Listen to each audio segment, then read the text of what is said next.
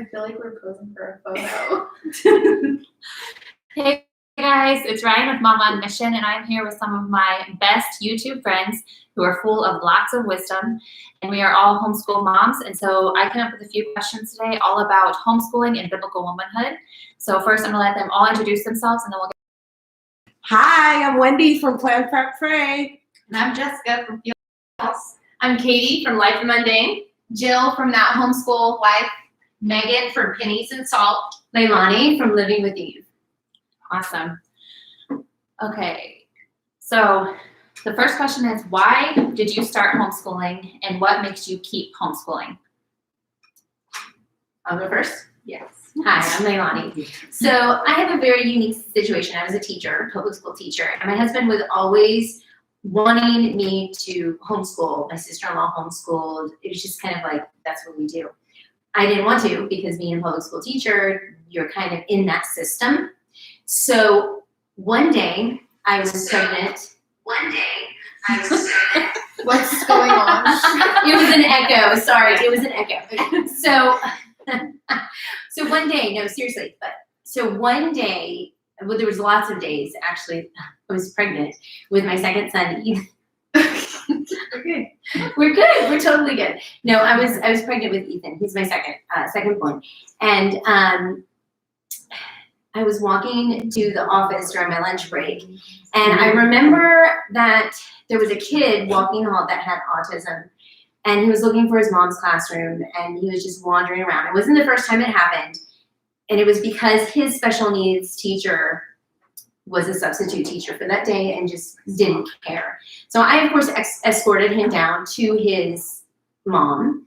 And that day after I escorted him and started walking, I felt that the Lord just really nudged me and confirmed to me that I need to be homeschooling because just the environment of the public school. And that was kind of like my breaking point. And the second question you asked was, Why are you still doing it? Well, thank you. Why am I still doing it? And that is because, well, obviously spiritual reasons. I want my kids to have a firm foundation in biblical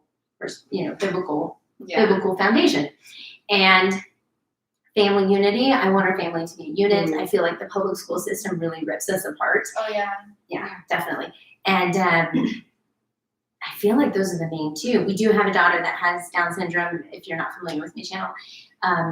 And for her, with therapies, I get to pick the therapies. And with in the public school system, they like to start the therapies by doing paperwork. And then they don't actually start till like October, and then end out in April. So you don't get like a full year. But with our therapies, we're able to schedule the full year. We get to pick who we want to be their therapist. We get to get her involved with co-ops and social. So we have a lot of choice for her. And I think that she's going to thrive more because of that. Yeah. So that's why we homeschool. Obviously, first, biblical. And to piggyback off what you said for me, about the family unit. Mm-hmm. So I've noticed with like public school, when siblings they're with their ages, so they like develop their own friends. But like with homeschooling, like our kids are like best friends with each other. Like their siblings are their best friends, and I love that. It's like a support system. Yeah. No, I agree 100%. That's the reason why we homeschool. Is first and foremost is education is obviously very important, but I think getting to their heart and building that relationship with them, and directing them to the Lord. But also the family unity was my answer as well. Because when you have especially a wide range of ages and children, they will kind of like segregate to their own areas. But like all my kids hang out together, and they can hang out in any age setting. Yes. It doesn't have to be, secluded. They can have a conversation with an adult too. Yes. The main reason what first drove me to think of homeschooling was the area that we live in, the homeschool system, the public school system is not that good. And so I also just enjoy having my kids out. So good. They're good. All right. We've got Ashley saying hi from Joyful Noise Learning. Hi, Ashley. We got Shasta here saying hi. And we've got Christina, and Christina saying autism led us to homeschool 2 years ago. And you ladies have helped so much with our journey. Best decision ever. That's awesome. And Catherine Thanks, God. Catherine wants to know, I know. are you ladies having a big sleepover? Yes. Jealous. No kids. Literally a big sleepover. We brought all The mattresses. to the living room. Yes.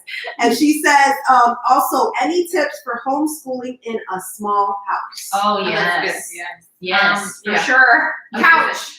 Yeah, we're currently homeschooling out of our kitchen, and all of our stuff is on a baker's rack up against the wall. We have baskets, so it like is a little less ugly. But we just pull them out and we spread it out on the island or on the table, and then put it all away, and it works for now. Yeah, the last video you showed that. Yeah.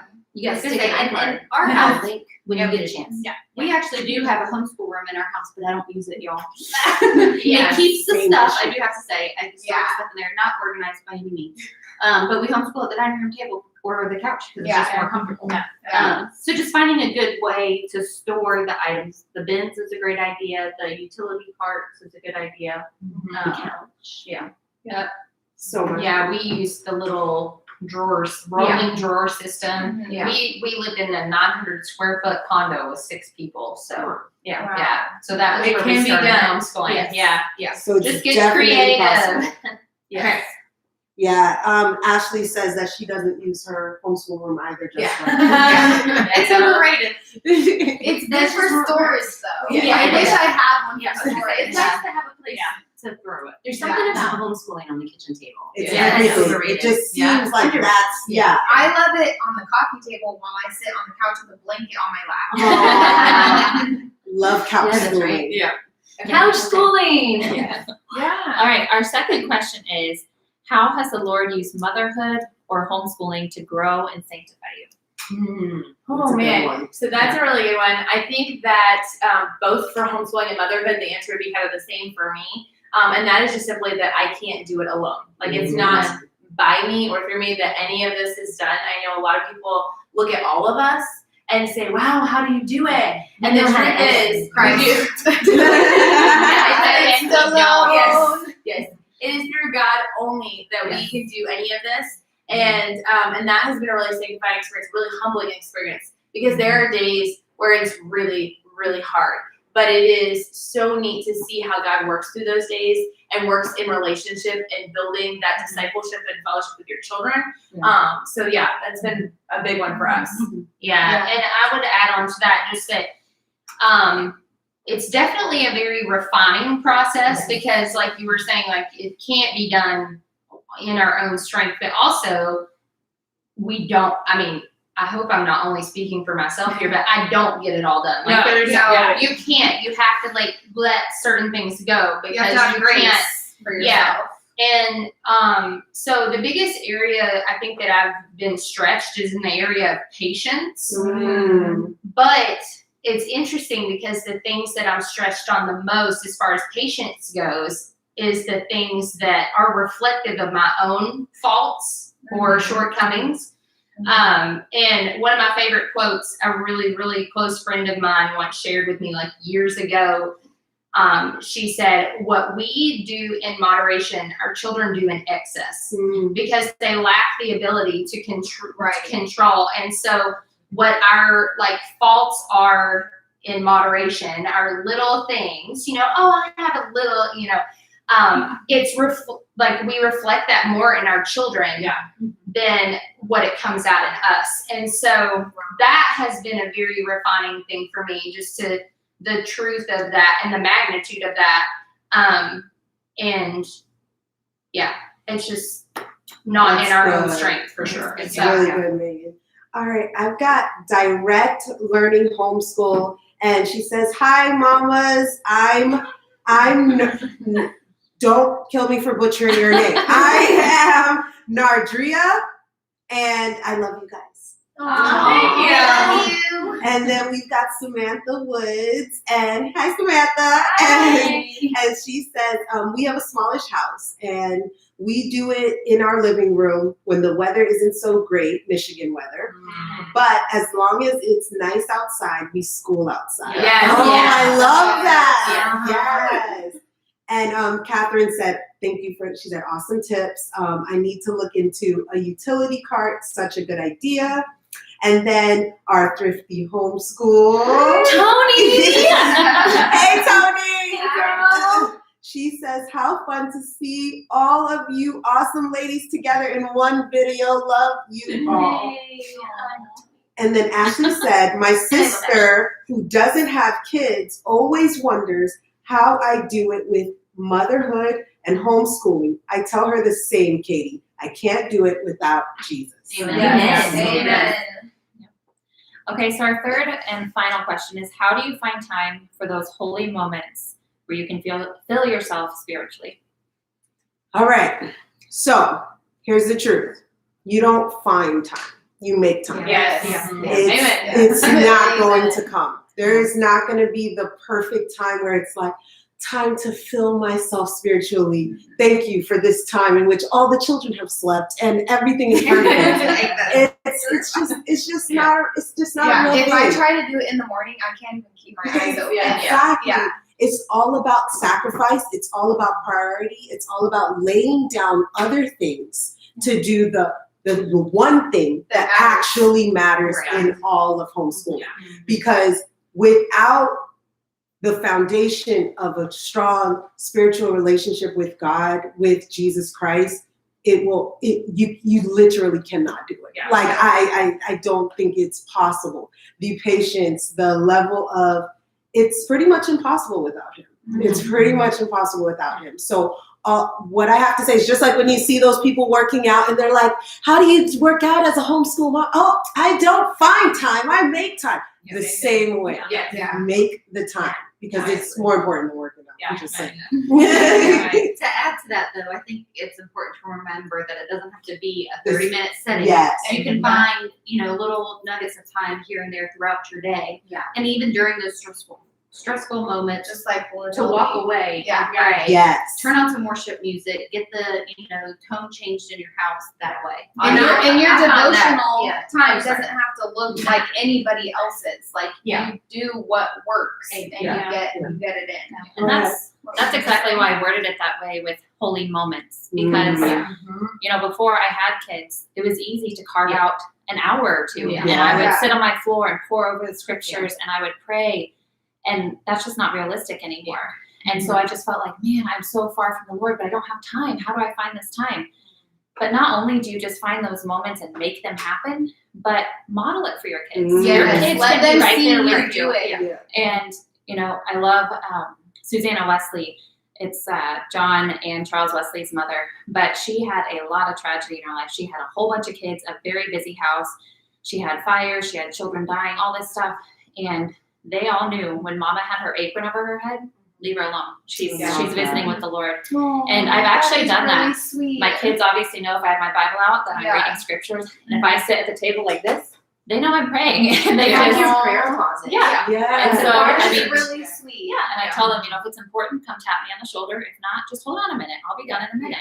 And let them hear you sing. Let them hear you. I mean, sometimes when I want to go after a kid, I will pray out loud and say, God, help me. Help them, but also help me to deal with this Me too. appropriately. I let my kids hear me praying to handle that in the situation that's happening. Yeah. And when you wake up, in the morning or whatever you do it, and you're doing your Bible time and you're reading, and a kid comes up to interrupt you, I just tell them, I'm like, I don't acknowledge what they're asking right that second. They know if it's an emergency, they can let me know that. But otherwise, I'm just like, hey, I'm doing my devotions, but you can come sit next to me. And we just read together, and I just read aloud with them. And those are some of the sweetest moments with your kids. And it models that importance. Like, look, you are very important to me, but God is the most important. Yeah. And that has just been a really neat experience. Now my toddler will come in the morning. She'll try to wake up early enough that she can come in when I'm doing my devotions. And she'll bring in, she goes, I got my Bible. And she'll come in and we'll do our devotions together. And so it's become a really sweet thing. So I think allowing yourself flexibility in what it looks like. I also think it's important that our kids don't think we're perfect and that we don't try to act like we are, and that they know we need God, or else. Yeah. And then apologize when we're wrong. Yeah. Admit that we're Yes. wrong. Come to them, sit down and say, Mommy acted, I yelled today. Uh-huh. That was a sin. I shouldn't have. I lost my patience. Or even sharing that, like, hey, I've been struggling with being in the Word. Yes. And that you can Yes. see that in my life. It makes a difference. And I'm sorry. Yes. And I'm going to be recommitting to doing that now. Yeah. Yeah. So California mom says, hey. Hi. I'm in California. We've got couch schoolers. Couch and, schoolers. and couch schoolers said couch schooling. Yup. Yeah. Laugh out loud. We have a room to house things and call it the everything room, Ooh, I like it. but always end up in the couch. This is fun. Thanks for hosting this. And then Catherine says, what are some things you guys did early in your homeschool journey that you wouldn't do again? Oh, that's a good Tried one. to recreate school Yeah. because like Leilani, I also was a public school teacher, and so trying to recreate an atmosphere that was similar to that of public school. That's the model of education that so many of us have, but that's not what homeschooling has to look like. Or and so really taking it as a family, taking it on as a family, and figuring out what are your family's needs and what is your style, and it doesn't have to look like everybody else's. Like, take bits and pieces and make it your own. And so that's what I would say. And that's one of the reasons why it's so neat to have different YouTubers that share their homeschool journey, because we all do things different. We are like all none of so us different. are exactly alike. And so that's kind of the fun thing, is getting to see how you're able to do it so you can discover what works best for you. Yeah. Yeah. And one thing that I used to do in the beginning, what was the question that you regret? Yeah. Okay. Was pushing my son, my oldest, to tears, and both of us in tears, because I was actually worried about all the people that were like, you're gonna homeschool? Like, I was worried about proving everybody wrong, and I was like pushing that on him and trying to like, let's get this done, let's get this done, let's get you reading. And now that I've let go of caring what anybody else thinks, it's just Something I've noticed that like this changed in you just like over this past year is the mentality of, we're going to get behind, we have to catch up. And that's something even that I've seen that has been changed in you this year, which has been really cool. It's about that forward motion. Yeah. It's about the next step for your child, and not worrying about those benchmarks that you feel you have to hit. Right. And I was going to say too, also with what she was saying, like pushing your child, one of the things that we did that I really regret is with my firstborn, I went out and got curriculum that was purposely a little bit harder than I knew that he can't handle, because I wanted him to be smarter. you wanted him to be ahead. Yeah, I wanted him to be ahead, and knowing Like that a it pride didn't fit. thing. Yeah, it was pride. It Me was totally too. pride. It was Oh, pride. like I wanted, and especially being a public school teacher, I would prove to everybody that I could do it and be the best at it, Yeah. which was a total fail, because I was learning more than him in so many different ways. But the thing is once I got that curriculum, I kept doing it, even though I knew it was wrong, because I felt like I needed to finish it. Right. So it's a second mistake that I made, instead of just throwing it out and starting with something new. Which was a huge mistake. So the one thing that I would do differently, or the one thing that I would regret, is realize that I do regret, is that not realizing that homeschooling my children is not necessarily just schooling them. It's also schooling me. Yes. I am learning, and I've taken on this new approach of, we're learning this, because I don't know everything, and even the things that I do know, I could know them better. So just taking on the approach of, let's learn together. Anytime I said, mommy doesn't know, let's go figure it out, and teaching them how to figure things out and learning alongside them, realizing that it is, we're coming alongside them, and not just necessarily, I am your teacher, watch me stand at the front of this classroom and teach you everything that you need. Right. Can I answer couch schoolers? She said, any tips on juggling year-round homeschooling and burnout? Okay, so me personally, I year-round school because I can take off whenever I want. I do not have a schedule at all. We don't have a start date. We don't have anything like that. We don't have planned weeks off or anything. I take off when I need to take off. Like, I'll wake up one day and be like, we're not going to homeschool today. And then I'll usually take a week off when I do that. And sometimes I've taken the entire month of December off because The biggest thing, I could. the biggest thing is to make sure you're checking with your homeschool laws.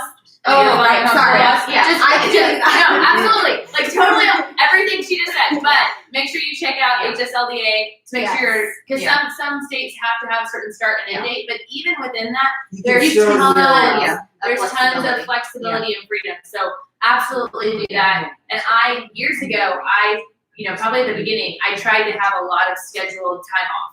Like we're gonna take off Memorial Day weekend, and we're gonna take this week here and that week there. And it just turned out it was easier to take it off when we needed it instead of scheduling it. So allow yourself that flexibility. That's how we do it. Is whenever I feel that we're burned out, the kids, myself, we'll take the week off, or we'll modify it. Exactly. We'll do, just focus on the main subjects and pick up, go outside and enjoy nature study. Focus on more fun things. Art for a week. Right. Exactly. There's a question from Samantha. She said, how do you find, this is such a good question. Yeah. Such a good question. She said, how do you find community when there isn't a large homeschool community? We don't have a lot of homeschoolers where I live, and we don't have a lot in common with the few families that we do have. So the first thing that I would say about that is definitely, and you may already be doing this, but definitely pray that God would bring that for your family. I think that would be like the number one thing, since you don't already know of any type of group or any families that you would maybe have commonalities with like that. And so that would be the first thing that I would suggest, is definitely pray about it and like give that to the Lord, to surrender to Him, that He would bring community to you. Couch Schoolers maybe said her name is Amy. Hi, Amy. Is there anybody else that Yes, answer that? Wendy from Planned Parenthood wants to know, why should she subscribe to Ryan's channel? Let's put her on the spot, guys. What is it about Ryan's channel that you think is unique in comparison? Ryan's channel, like, oh my gosh, it is so unique. Wisdom. It is insane amount of wisdom. So she shares day in the lives and homeschooling tips. She shares book reviews, but our favorite, I think, all the way across the board, right? All the way across the board is her Biblical Womanhood videos. Yes. She has a series and a playlist, right?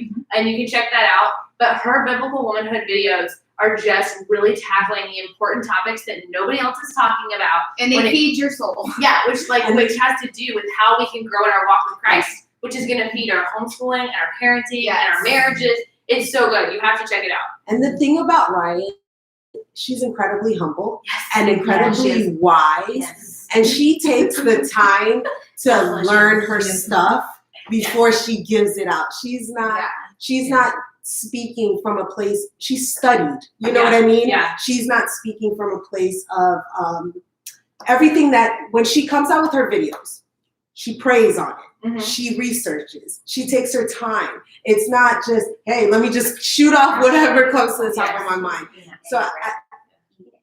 So I think that you would find just a lot of wisdom here.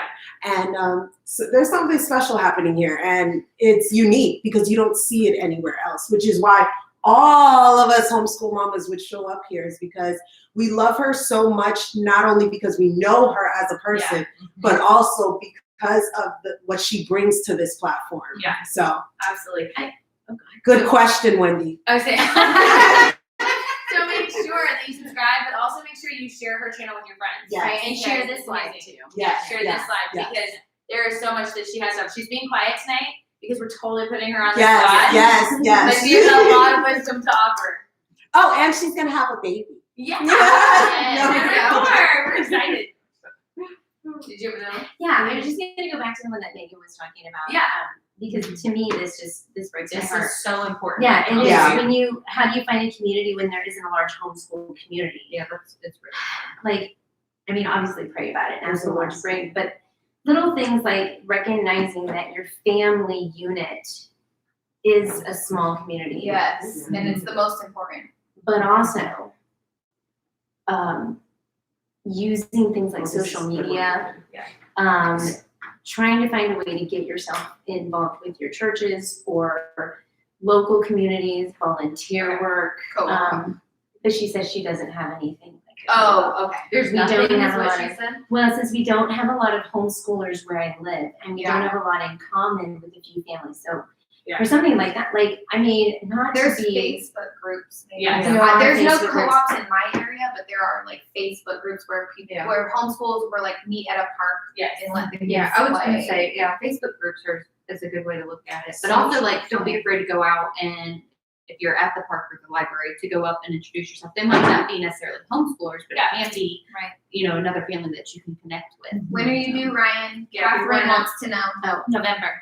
November. No, another thing I think too is remember that there are local homeschool organizations for each state.